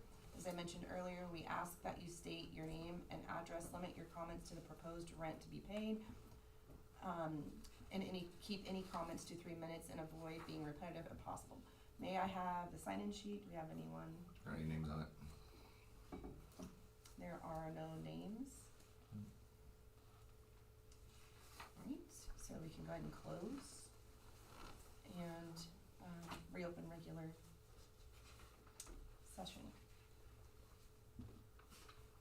Serena. So the first resolution, is just from that hearing. Let me find it. As required by Indiana Code 2047-3, after a lease hearing, the school board must approve the lease agreement and authorize the school board officers to execute such lease. The lease is the agreement whereby the school corporation will levy the required property tax to pay the lease payments through the life of the bond issuance. The lease payments will be paid to the building corporation and used to pay the bondholders to repay the proposed bonds. Okay, can I have a motion and second to adopt the resolution authorizing execution of lease? So moved. Second. Motion by Mr. Deardorff, second by Mr. Hood. All those in favor? Motion carries. Alright, Serena, do the resolution assigning bids contracts. So this resolution, is called the Resolution Assigning Bids Contracts Once Received to the Building Corporation. At the bond closing, the building corporation will own facilities where some of the renovation work will be completed. The building corporation will also be the issuer of the bonds. As a result, certain contracts may need to be with the building corporation because the building corporation will hold the money to pay the contractors. The school corporation receives the bids and or contracts and awards the bids and or contracts under state law, but then retains the right to assign those bids and or contracts to the building corporation for payment at the discretion of the board. Thank you. Can I have a motion and second to adopt the resolution assigning bids and contracts? So moved. Second. Motion by Mr. Floyd, second by Mr. Working. All those in favor? Opposed? Alright, motion carries 6-0. And we will move on to our last one, Serena. This resolution satisfies the Securities and Exchange Commission requirement that a school corporation enter into a continuing disclosure undertaking agreement if it issues bonds to public investors. The agreement requires that the school corporation agree to timely provide certain financial information and provide notice of certain material events if and when they occur. Thank you. Can I have a motion and second to adopt the resolution authorizing the fourth supplement to master continuing disclosure undertaking and issuance of bonds? I can speak. So moved. Second. A motion by Mr. Rapine, second by Mr. Hudson. All those in favor? Any opposed, same sign. Okay, 6-0. Then we can. And just a quick note on those are $2 million for 25, potentially $3 million for 26, and those are optional. We're still just putting through the preliminary paperwork. We'll look at our AV this fall before we make any determination on the dollar amount. Why does that require a motion? You know, those, all that right there, Mm-hmm. the same reason we had to require to meet with the building corp in a separate meeting prior. So they put through those same, they approved those same lease documents as a building corp, and then you have to approve them as the same as the school board. So to prevent probably, Mark, issues that arose in years past, maybe, when those people were all the same, is that a good way to answer that question? Yes. Just to show that there's separation and oversight between all of those different groups, and that, you know, there's not the ability to, lose any of that money or separation in those, especially when they're bonds sold to the public. It's not a very simple process, Mark. No, I know. It's about like a succession plan right there. Yeah. Alright, we can move on to athletic handbooks. I know I've read through both, and I'll pause, Joe, see if you have anything you want to add, and if these guys have any questions. Yeah, so when I first took over and talking with Mrs. Kavich and Mrs. Manning, our student handbook had a very small section, and that is all in here. So it was at maybe 2 pages, just over 2 pages. In here is just basically guidelines of what our athletic department is about, our philosophy, and then also, so this for the student athletic handbook then is basically, hey, here's how we do lettering. Which if you scroll through here, everything that is in here is stuff that we already go by. So IHSA guidelines, so nothing new.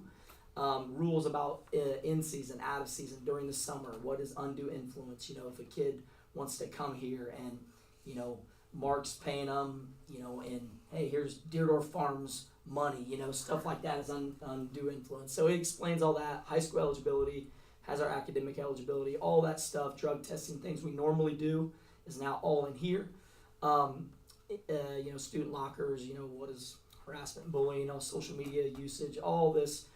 This stuff right here is new. So I met with every head coach individually, and then we've also, the last 2 months, we've had 2 all coaches meetings. So one thing we've added is that we have a minimum lettering policy for our athletic department. So program to program, there are going to be exceptions, and there is that in there, but we have 2 components to this. In order to get a varsity letter, you have to be at 90% of your entire season. So that's all practices and events combined. And then a minimum of 25% in varsity events. So that could be different. So for wrestling, it's overall meets.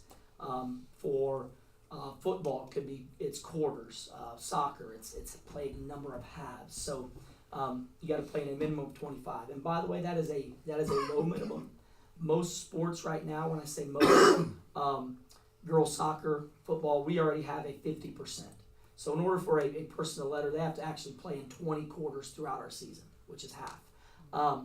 Girls soccer has had a minimum of 50 already. So this gives us something for everybody because there's not been a minimum for everybody. Some things have had it different, and there can still be exceptions, and there is that at the bottom that there could be exceptions. If a kid breaks his arm and can't compete, but then is able to compete at the end of the year, obviously they can still earn that letter if that coach, that's the coach's discretion. So that's new there in yellow. And then how we'll give out awards. This has been different over years, but just to give you guys a little bit of insight, we spent about $9,000 on patches this year. That is a lot of money. And so we're going to kind of get away from the patch game, dealing with, talking with all of our coaches, and then talking to our NEF rep who sells us all the patches. He's like, yeah, you guys are patch happy. Obviously, if a team wins something, we will buy them a patch. We're going to buy wrestling's patches for winning that state tournament. We're going to buy baseball's patches for winning conference. That's normal. But we're not going to buy regional qualifier patches. Right. We're not going to give you a patch and a pin because that is the same thing. So we're going to cut costs, and then how also we're going to do letter jackets and what we're going to give people for that. Then in absences, and this is something we've talked with for the last couple of years now. I think this all kind of started. We had a Veterans Day program a few years ago, and some of our student athletes left, and they were able to come back and play. And so this basically is, if a student is not here, and it's just like school. In order for it to be an excused absence, you have to have proof of that.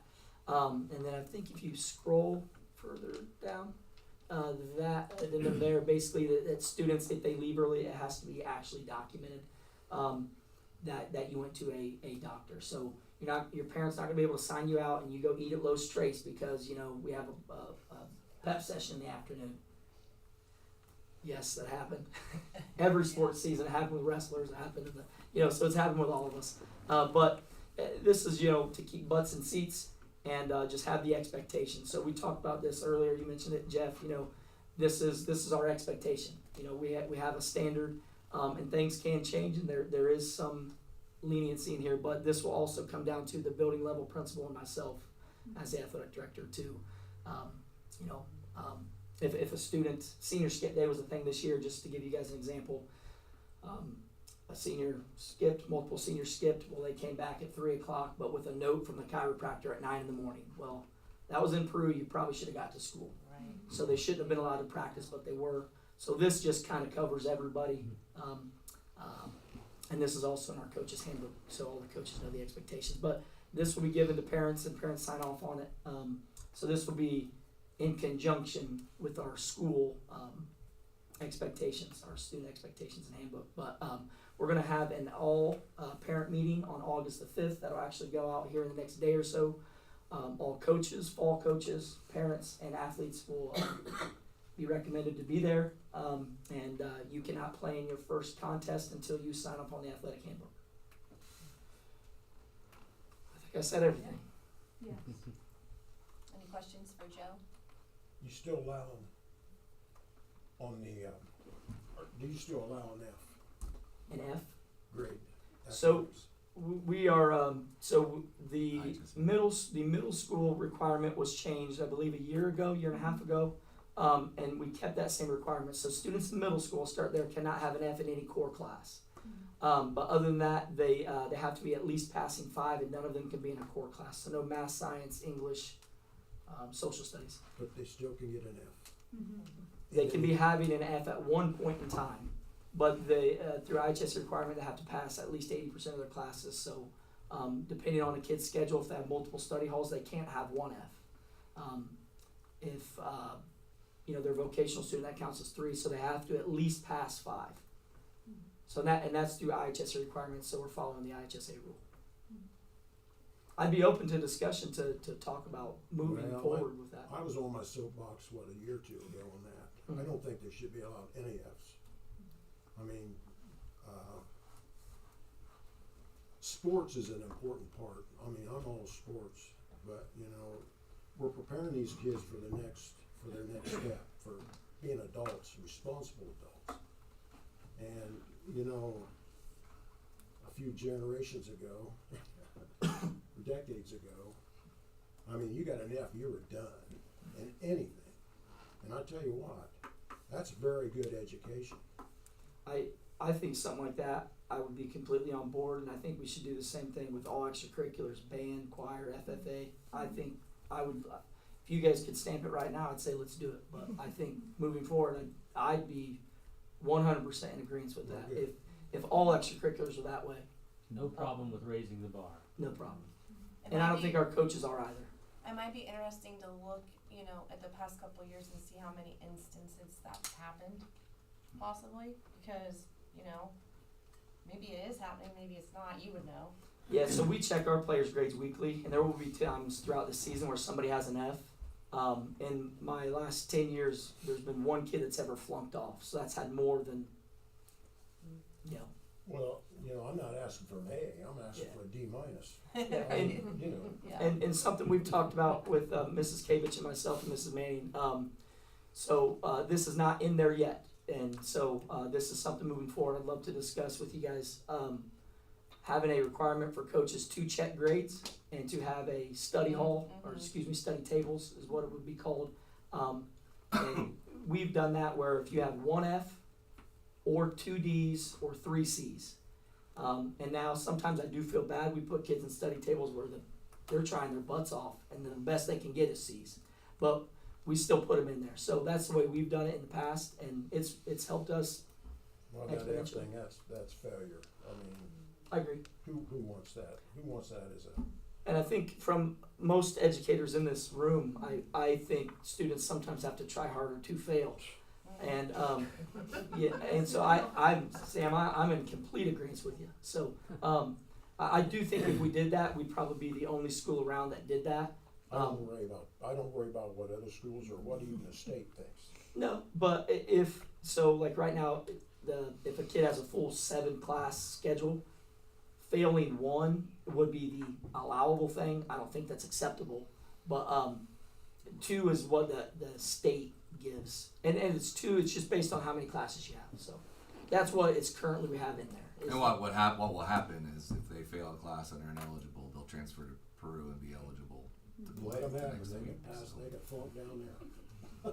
But just something we would need to take into consideration. So. And so right now it's just what it currently has been. But I think myself and coaches from an athletic standpoint, I don't think anybody will have a problem with that as long as And all I- extracurriculars And are that Darren way. mentioned it earlier. I think our athletes' GPAs are higher. Like our They- our kids yeah, that I would be participate very in extracurriculars surprised. overall, we have our handful that we've got to get through, and I think that extra motivation doesn't hurt. So Well, I think that's, I like it. that's true in the taco world. Yeah. You know, if I'm gonna hire a kid ones that are and they're involved. in everything, I'm gonna hire them because Yeah. they're laughing back there. But I'm gonna hire them because those kids are the one that can juggle their schedule and, you know, be Yeah. responsible. That's no They're- different than adults. If you want to get the job done, give it to somebody That's too over, busy. yeah.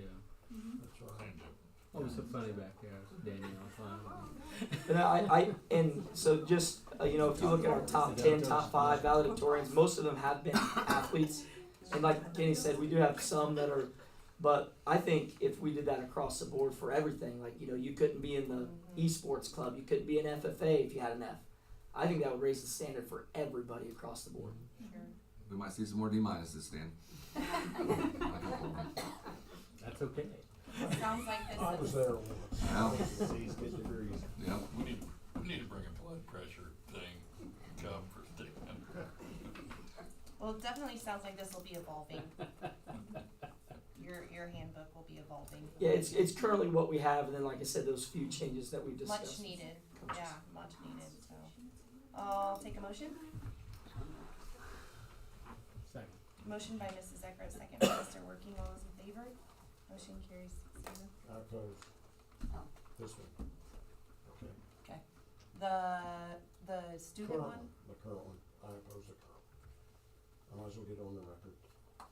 the athletic one, the Yes. coaches one, or the Athletic. student one? Athletic. Well, they're both athletic, but the student one or the, Yeah, the one that had the Let's do that. Okay. acronym. so Stan opposes to that one. Okay.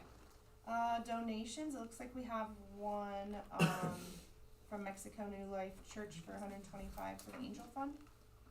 Take a motion for that. So moved.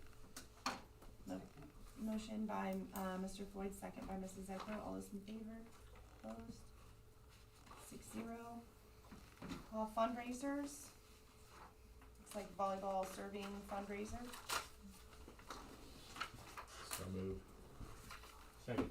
Motion by Mr. Floyd, second by Mr. Working, all those in favor, opposed? Motion carries 6-0.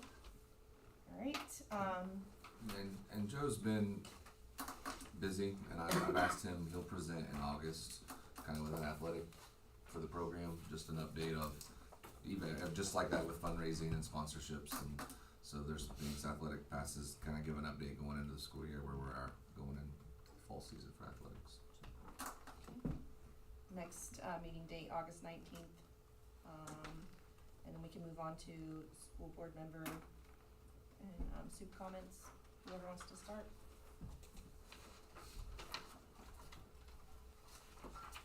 Who's going first? Whoever wants. I'll go. Well, start on the end, do it. Hell It don't matter.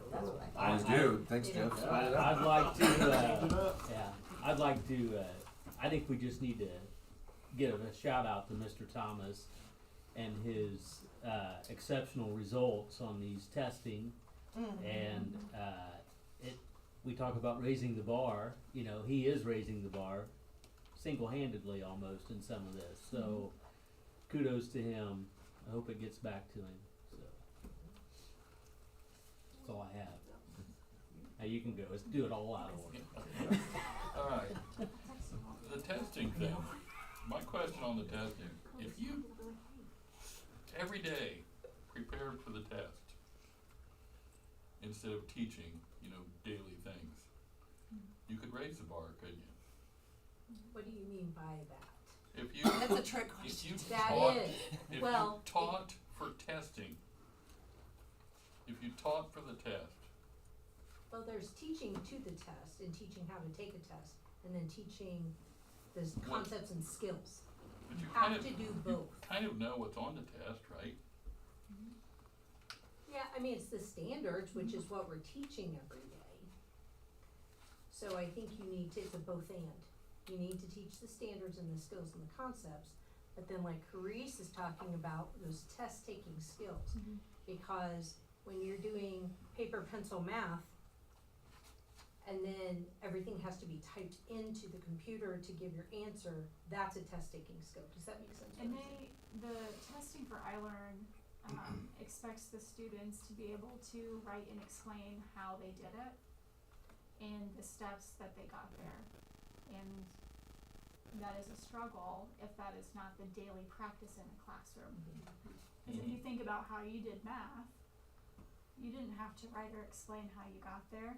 Probably half of it was in your head.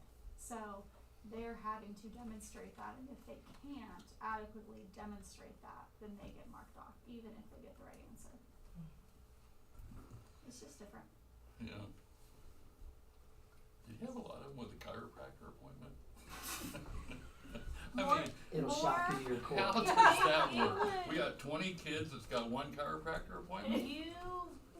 All at the same place too. Wow. And then the other thing is on this sports thing with Stan. Stan, I don't know if you were on the board again when we had and Danielle's probably gonna look at me, but when we had the attendance, it's kinda like the what is the perfect attendance now? 92 or 6% or something like that, right? 94 is what Okay, the 94. state What do you think of accepts. that, Stan? We 94. don't do perfect, we do outstanding attendance. If you're 94%, you get Outstanding. outstanding attendance. You get a car, you get a car, you get a car. I mean, this is in 90. It will be if we let it. It'll be 80 if we let it. Well, Yeah, you're right. it's something to think about. I mean, we struggle with all of it, but I know. that's all I got. You trying to get his blood pressure high? No, I'm gonna bring a cuff next meeting. Get me punched. I like the accountability, Joe, but I also agree with Stan's idea. I don't have a problem with F's not doing anything, but I like the same thing all the way through. I agree with that. I hope all our remediation and enrichment works, and I'd like to be able to see those grades compared next year, and hopefully 6th grade looks better in 7th grade, and 7th grade looks better than 8th grade, so that's a goal. Appreciate all the data and the presentation on the strategic plan tonight, and completely agree with what they've said, but I think it would be really, really interesting to compare us to the schools around us, as Jeff had mentioned, so I did write that down as a takeaway for us to bring back, cause, yeah, especially knowing that about Caston, now I'm really curious, so, yeah. I'll go last, then I can just. Yeah, I'm read it. done. Okay, alright. Going in, I mean, we're less than a month away, we start back at school, and it just seems, like the summer's flown by, but I feel like going into this school year, we're in a much better position than we've been in the past. I feel like we've got some benchmarks in place, we've got a plan in place, and we're not rushing around trying to get projects done, so it's really optimistic going into this year. Cerise, sounds like you got quite a bit of work ahead of you with some of our latest resignations. That's gonna be a tough one to fill, that follows you. We'll try. Joe, you've been doing a lot of work, thanks. You're just getting started, That's right. so appreciate that. And I agree with everything else, so thank you. Do you have another, anything? If not, we'll take a motion to adjourn. So moved. Second. A motion by Mr. Floyd, second by Mrs. Ecker, all those in favor? Alright, adjourned. The sports passes are like, big talk right now amongst the community. Why? People always hit me up, they're like, whatever happened